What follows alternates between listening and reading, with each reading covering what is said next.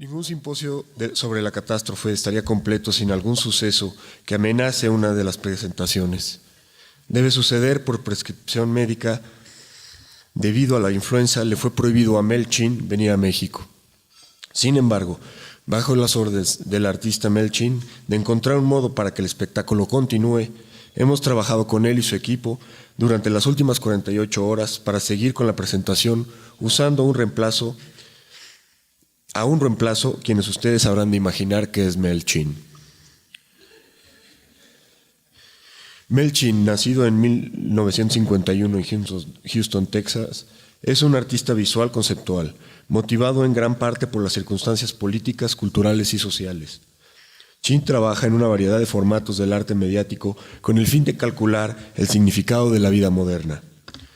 Chin coloca su obra en paisajes, en espacios públicos, en galerías y exhibiciones en museos, pero su obra no se limita a sitios específicos. Chin alguna vez declaró: hacer objetos y marcas trata también con la generación de posibilidades, y esa es una de las pocas libertades que nos quedan. Propiciar eso es una de las tareas del arte.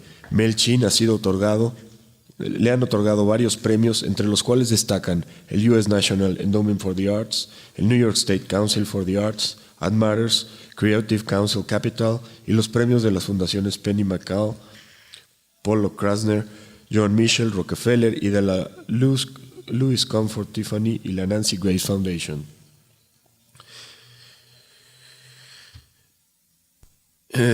También quiero presentarles a Cristian Viveros Fauné, escritor y curador afincado en Nueva York. Ha curado exposiciones en el Museo de Arte Moderno de la Ciudad de México, en el Museo de la Solidaridad Salvador Allende de Chile. Del 2010 al 2011 lleva a cabo una residencia para críticos en el Bronx Museum en su edición inaugural. Es profesor visitante de la Universidad de Yale. Escribe una columna para el Art Review y crítica para el periódico semanal neoyorquino The Village Voice y para el Paris Review Daily. Una recopilación de sus críticas será publicada próximamente en español por Metales Pesados S.A.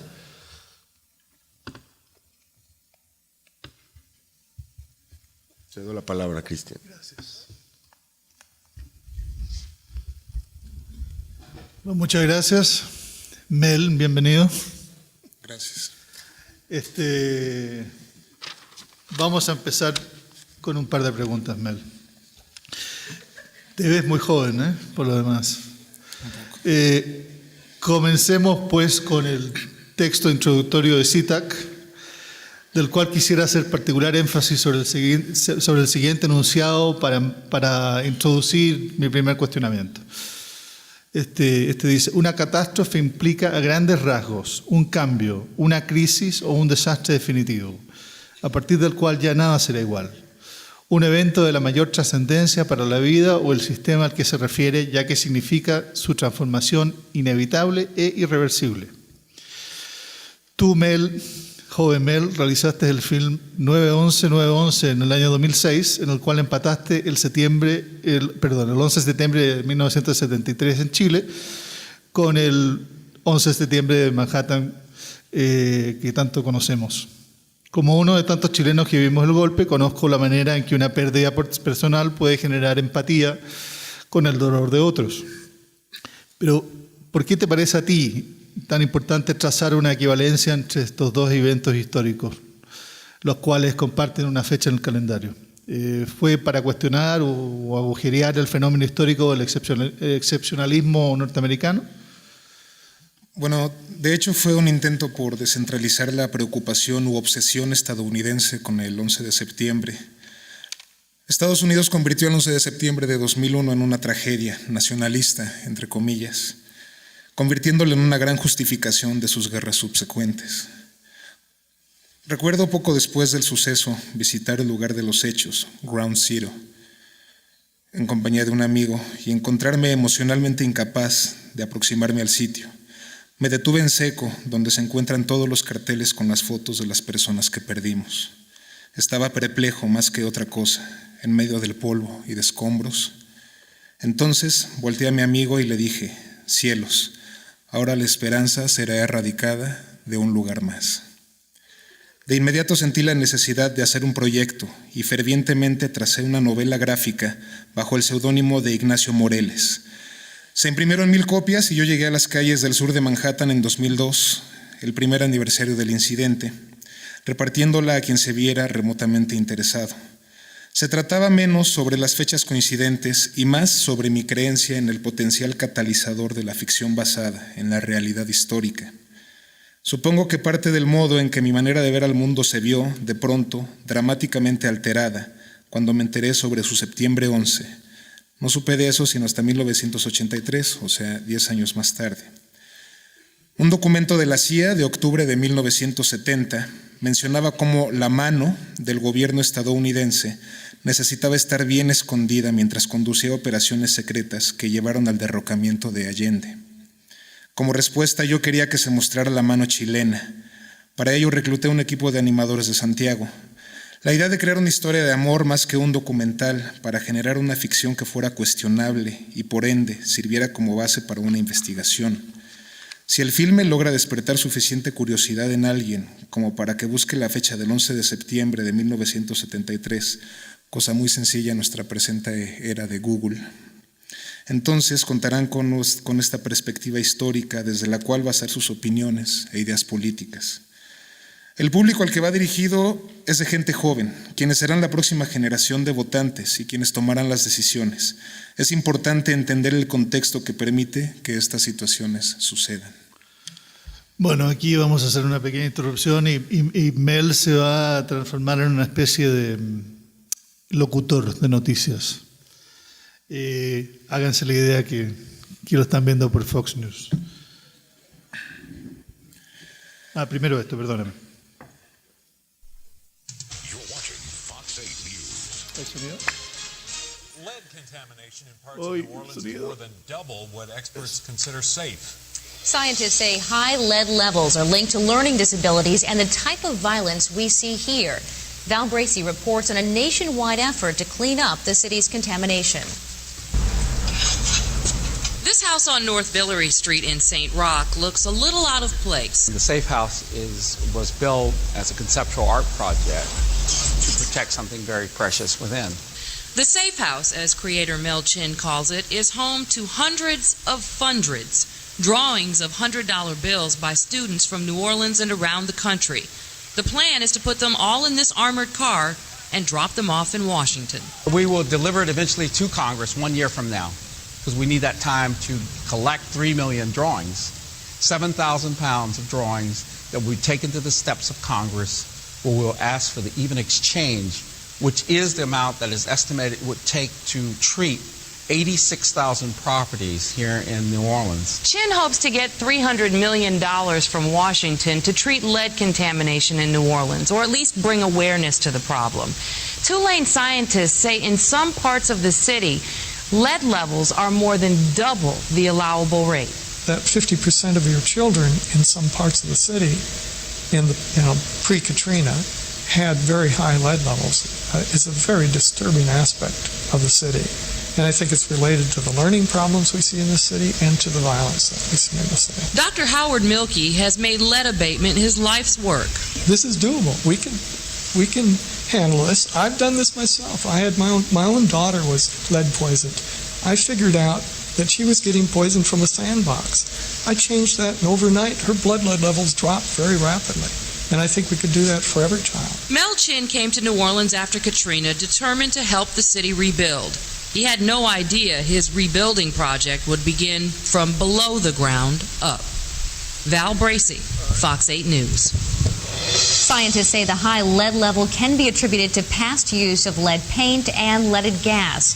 It's a problem that affects most urban areas, and Operation Pay Dirt organizers say if the project works here in New Orleans, they'll try to spread it to other cities.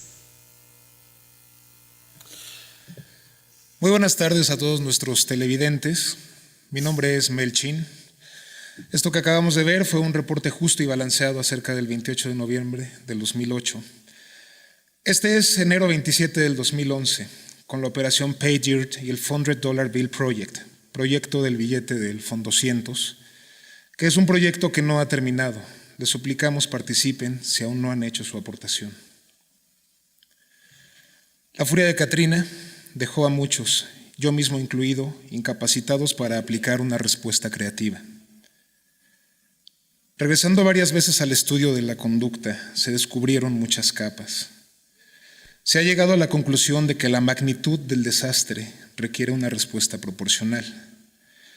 La operación Pager y el $100 Bill Project fueron concebidos el 29 de septiembre del 2006, tras una revisión de este mapa del plomo rojo, con 86,000 propiedades contaminadas, sobre las 400 partes por millón, que es el límite de la Agencia de Protección Ambiental, donde no debe haber ningún contacto infantil a mano descubierta con la tierra. Esto indica que Nueva Orleans es una de las ciudades más contaminadas de Estados Unidos. En términos humanos, una estadística así respalda la trágica realidad de que el plomo se encuentra en la sangre de 30 a 50% de la población infantil urbana. Sus vidas ya estaban en riesgo desde antes de la tormenta.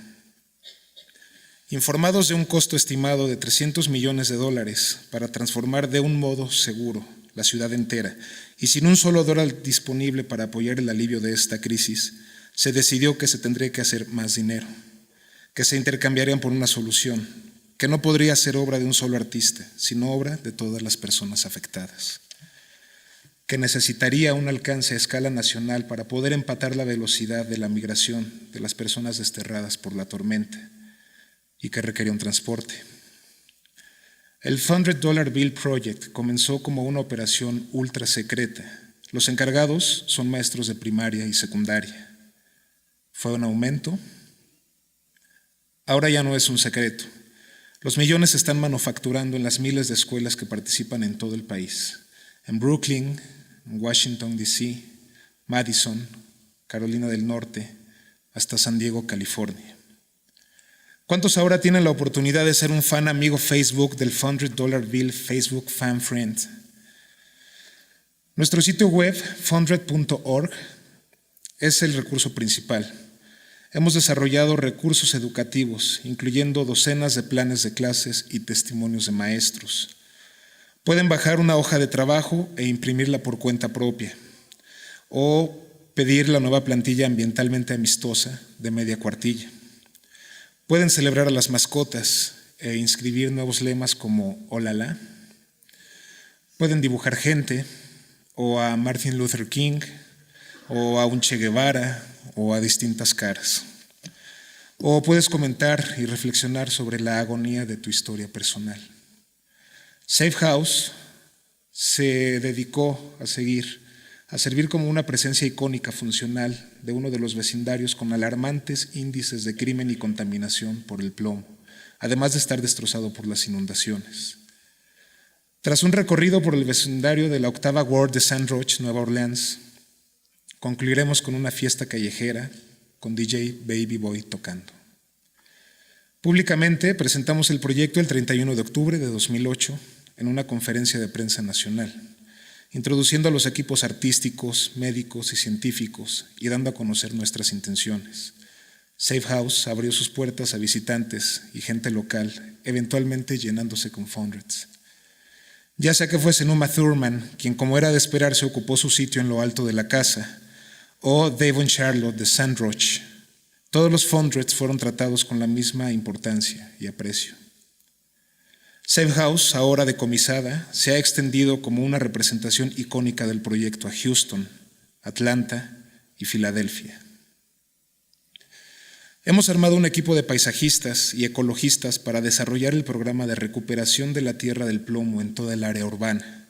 Hemos refinado el protocolo científico para transformar el plomo en la tierra en una forma estable no biodisponible, es decir, no tóxica,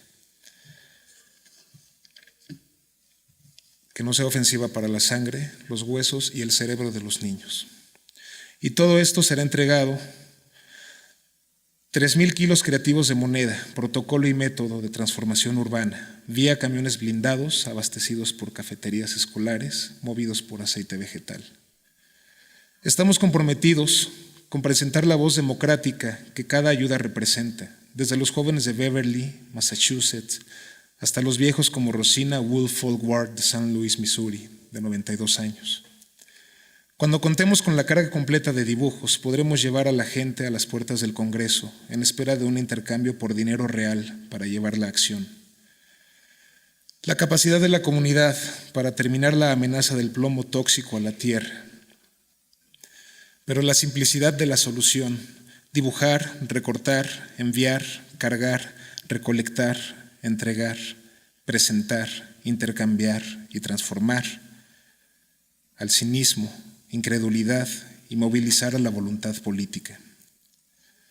Para afrontar este reto he convocado a congregaciones de alumnos del kinder hasta el 8º grado.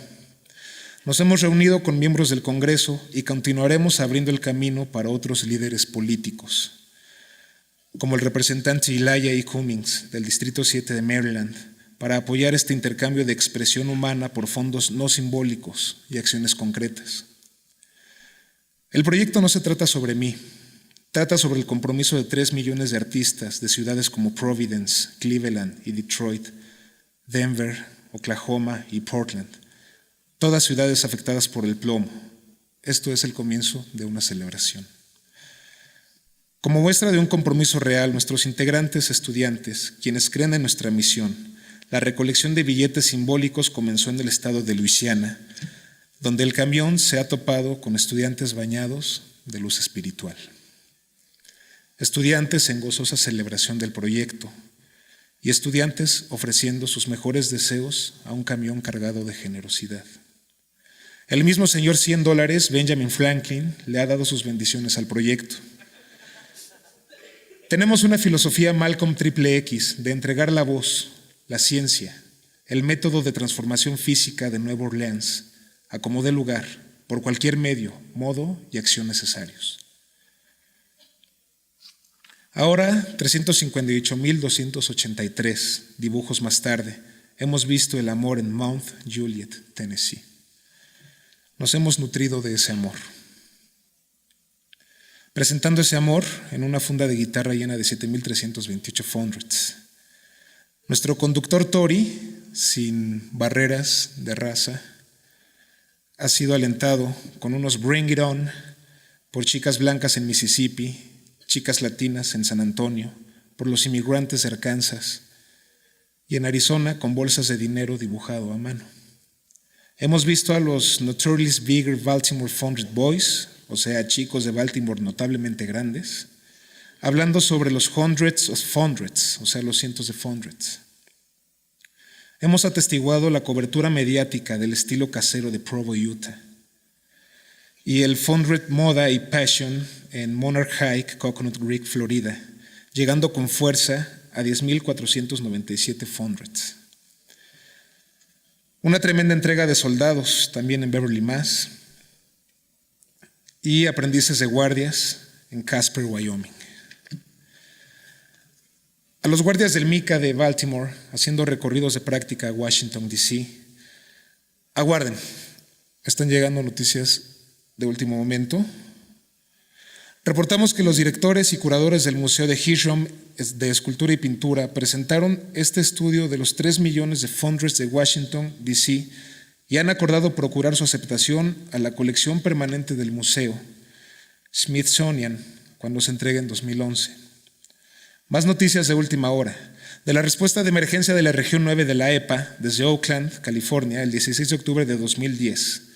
La administradora Lisa Jackson, directora de la EPA, y Barbara Lee, directora del Black Congressional Congress, se reunió con la operación Pay Dirt en los sitios residenciales altamente contaminados por plomo en la zona oeste de Oakland, California. Discutimos la importancia de esta primera demostración urbana de la operación Pay Dirt en el país, como un avance posterior. Los laboratorios produjeron resultados positivos en cuanto al desarme del plomo tóxico. Podemos oficialmente reportar que la solución está en camino. La violencia que comúnmente encontramos en lugares como Chicago es la misma violencia que se encuentra en Nueva Orleans, Brooklyn, Queens, Bronx y Manhattan. Estos mapas muestran una correlación entre los altos índices de la contaminación de plomo y las calificaciones bajas en exámenes. Otras capas muestran correlaciones en índices de criminalidad y encarcelamiento. Los déficits educativos en Nueva Orleans son los mismos déficits educativos en Chicago, San Luis, Oakland, Cleveland y Filadelfia, y están vinculados por una amenaza común que está en la tierra. Esperamos que esto sea una futura portada del New York Times. Y concluimos este reporte con un par de observaciones. Para que pueda darse un cambio social se necesita antes un cambio físico en la salud ambiental de nuestras ciudades. No hay proyecto alguno si los dibujos de las personas que ahora tenemos y continuaremos acumulando. Ellos son quienes nos mueven, nos dan propósito y significado. El valor de la expresión humana por un cambio en el que puedan creer. Pues muchas gracias, Mel. Muchas gracias por esa presentación. Ahora, si me dejas, me gustaría hacerte un par de preguntas. Adelante. En 2006 visitaste Nueva Orleans tras los sucesos, tras Huracán Katrina, con el fin de evaluar la posibilidad de soluciones creativas para lidiar con la destrucción que fue el resultado de la tormenta.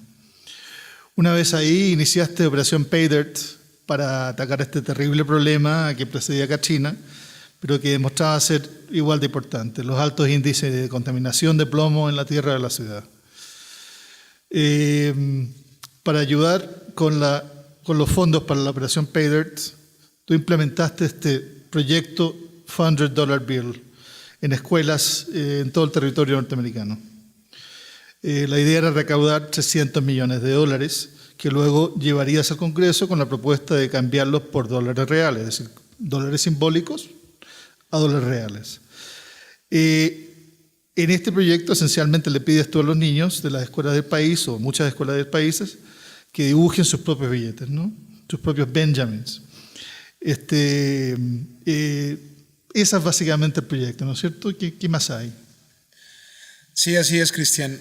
Hasta ahora tenemos 358,283, pero esta colecta hecha por la gente para entregarse de su parte aún está en proceso. Como artista vuelto mensajero de paquetería, me encantaría entregar todos los 3 millones de $100 bills, pero aparte del intercambio, habrá un regalo adicional. El regalo será un método científicamente comprobado de transformar el plomo que hay en la Tierra a una forma no biodisponible, es decir, una forma no tóxica. ¿Me podría decir cómo se te ocurrió el proyecto $100 Bill y qué ha pasado al final con el intercambio simbólico? ¿Se ha hecho o no se ha hecho? Bueno, pues aún seguimos recolectando y promoviendo los $100. Estamos advirtiendo y notificando a ciertos miembros del Congreso que la entrega eventualmente habrá de suceder. El concepto surgió al escuchar historias contrarias por parte de la EPA, que es la Agencia de Protección Ambiental de los Estados Unidos, y el Gran Grupo de Justicia Ambiental. El Congreso Nacional de Defensa de Recursos había mencionado que Katrina había traído consigo un alto nivel de metales tóxicos a Nueva Orleans, mientras que la EPA sencillamente declaraba que no había empeorado. Me reuní con el Dr. Howard Milk, un toxicólogo farmacólogo, que ha trabajado durante más de 20 años en las condiciones de la tierra de Nueva Orleans. Por sorpresa mía, Howard afirmó que la EPA estaba en lo correcto, es decir, que la cosa no había empeorado. Así que tuve que hacer una pregunta lógica. Entonces, ¿qué tan mal estaba? Él dijo que si no era en el peor caso de todo el país, sí sería el segundo, peor. Y luego mostró este mapa de plomo rojo. El mapa de plomo rojo muestra 86,000 propiedades con niveles de plomo sobre las 400 partes por millón que están permitidas, que es el mínimo nivel aceptable para que los niños entren en contacto con él. Estos números son relativos en otros países. Por ejemplo, hay 70 partes por millón en los Países Bajos, 100 partes por millón en Canadá y 0 tolerancia en Noruega. Pero luego me enteré que esta contaminación es parte del por qué 30 a 50% de la población infantil urbana sufre de intoxicación por plomo y que no hay fondos destinados a lidiar con eso. La respuesta fue un segundo de indignación y luego 30 minutos de pensar, ¿qué hacemos? Le dije a Howard, necesitamos hacer el dinero y tenemos que entregarlo junto con la solución del problema. Enfaticé en nosotros porque sabía que tendría que ser las voces de los niños, aquellos más amenazados por este desastre en las ciudades alrededor de los Estados Unidos. Y en este caso el artista tendría que adoptar un rol que evolucionara de creativo a organizador y de negociador a repartidor, dependiendo de lo que se necesitara. Por cierto, en mi opinión, la creatividad y expresión humana en el Fundred vale esos $100 reales. Vale, pero $300 millones. ¿Cómo llegaste a esa cifra?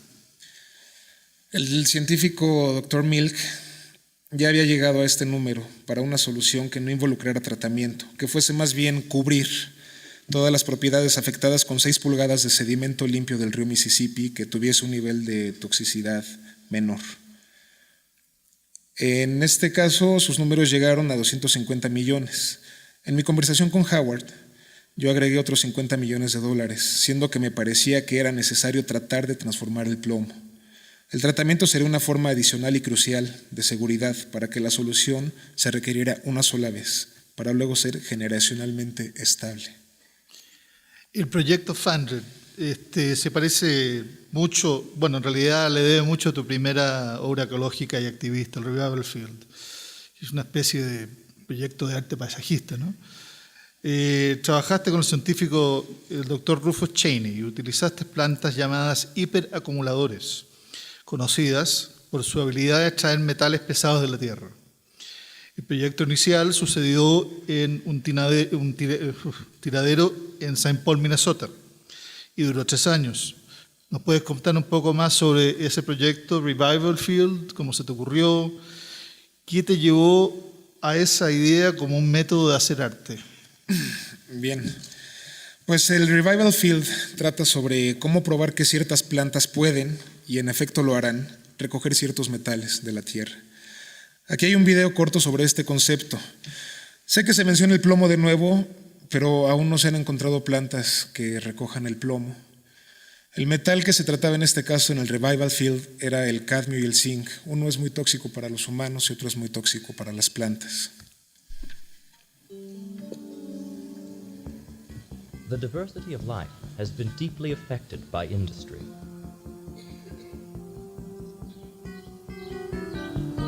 The smelting of metals such as zinc, cadmium, lead, and copper produces particulates, sometimes invisible to the eye, which contaminate the environment. These metal particulates weaken and destroy many forms of life. Long after the smelting is complete, pollution remains in the soil. There have been no viable solutions to this problem until the Revival Field project, which proved an existing theory. Special plants, called hyperaccumulators, are introduced into the barren landscape. The metal in the soil would kill most plants, but the hyperaccumulators thrive, pulling the metals into their stems and shoots. When the plants mature, they are harvested. The plants are then burned in reclaiming furnaces. This process yields metal purer than high-grade ore, which can be resold. The continuation of this process cleans the soil and allows life to return to the environment. This renewed ecology is the completion of a work of art.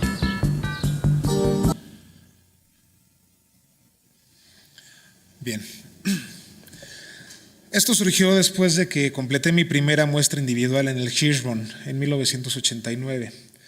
He contado la historia muchas veces, pero una vez bajando por el elevador, me venía preguntando sobre qué es lo que más me gusta de ser un artista.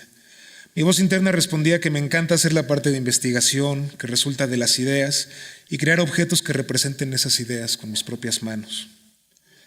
Pero después hay otra voz dentro de mí que me dice alto.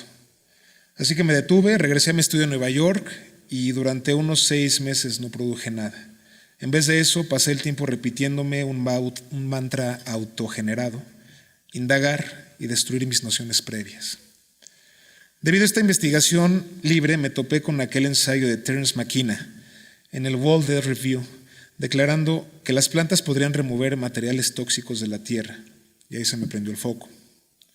Comencé a pensar sobre los tiraderos como material escultórico y las plantas como la herramienta escultórica más perfecta. Seguramente era un pesado en las fiestas de arte en Nueva York en ese entonces, religiosamente abocado a las plantas como el próximo gran medio. ¿Te acordarás de esa película de Dustin Hoffman, El Graduado? Yo era el tipo que en vez de promover el plástico promovía a las plantas, en un modo parecido. Pero luego hubo un problema. Entre más investigaba las plantas de aquel etnobotanólogo Makina, que él había declarado que limpiarán la tierra, más me encontraba con que no había evidencia de tal cosa. Gracias a la suerte y a la perseverancia me encontré con el doctor Cheney en la Secretaría de Agricultura de los Estados Unidos, quien había archivado sus investigaciones postulando su concepto de un remedio verde en 1983. Debido al ambiente conservador que continúa hasta la fecha en Estados Unidos en cuanto se refiere a ecología, su proyecto no tuvo el apoyo necesario. Cuando primero contacté al doctor Cheney, le pregunté sobre la elección de Makina de la planta datura. Él dijo, esta planta te puede alterar bastante, pero no va a recoger metales. Sentí que mi contribución a esta ciencia sería ayudar a que pasara. Revival Field, más que cualquier otra cosa, fue una prueba de campo, la primera en los Estados Unidos, para verificar la ciencia de la fitorremediación. Se volvió menos importante para mí si era un arte o ciencia, sencillamente era algo que necesitaba hacerse. Recuerdo que las personas visitaban mi estudio mientras estaba por teléfono negociando con alguna empresa contaminante y me preguntaban, ¿por qué no estás haciendo arte? Y yo les contestaba, esto es arte. También sentía que ciertos proyectos como este podrían necesitar un intenso nivel de colaboración y su conclusión podría suceder aún después de mi muerte. Esto también me liberó. Estaba dispuesto a trazar las bases, de ser parte de algo genuinamente transformativo y no regulado por el culto a la personalidad o a las ventas. Es evidente, Mel, que el Revival Field no encaja dentro de lo que normalmente asociamos como valores artísticos formales, sino que se trata más bien sobre la realización conceptual de procesos sociales o científicos a través del arte. Este proyecto materializó ciencia, tecnología y arte, abandonando en cierto modo las funciones más convencionales en cuanto a la factura de objetos, ¿no? Con Revival Field te quisiste despedir del arte formalista, del arte objetual. No, yo creo que ese es un malentendido. Mucha gente cree que por el enfoque histérico del arte aislando la obra afirmada, probablemente excluya otros esfuerzos plásticos. Siendo que la mayoría de mis objetos y proyectos se basan en conceptos, las formas que pueden tomar pueden ser cualquier cosa. De hecho, me parece que utilizar la estética formal es una herramienta valiosa en la obra política, muy útil para seducir al público y que le brinde una oportunidad. Sí, pues uno podría argumentar fácilmente que los valores formales que existen en tu trabajo se abordan de una forma bastante más metafísica, ¿no? Revival Field, por ejemplo, podría considerarse como una escultura.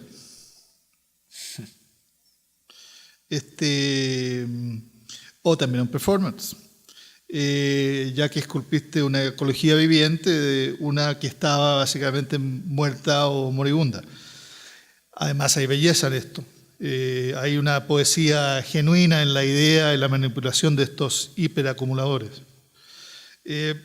La cita de Lucy Guattari, que introduce el CITAC de este año, me hizo pensar en ciertas equivalencias entre tu obra social conceptual y objetos de arte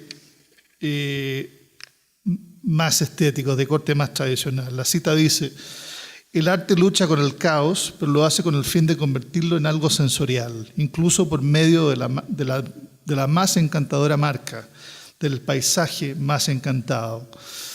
¿Qué te parece esta idea? Aprecio tu valoración, Cristian. Muchas gracias. El pragmatismo y la poesía son una combinación estupenda. Realmente no pienso que aquello de luchar contra el caos sea una buena descripción de lo que yo hago. Lo pienso más bien como una cierta condición drástica que invoca la creatividad, porque no hay más opción que llevar a cabo algo, crear algo. En medio de tanta tragedia, de tanta horripilante realidad, aplicar un método diferente no es solo una lucha, es un reto encontrar un camino productivo. Le digo a la gente que yo no ando por ahí buscando un desastre o un trauma político para encontrar un propósito o para encontrar inspiración. De hecho, no estoy inspirado, estoy obligado, de cierto modo, a la acción. Pues muchas gracias, Mel Junior, Mel joven, Mel mexicano. Con eso yo creo que está todo dicho. Luego, ¿cómo se llama? El público te puede pedir la dirección de tu cirujano plástico, pero nos despedimos con estas últimas ideas. Muchas gracias.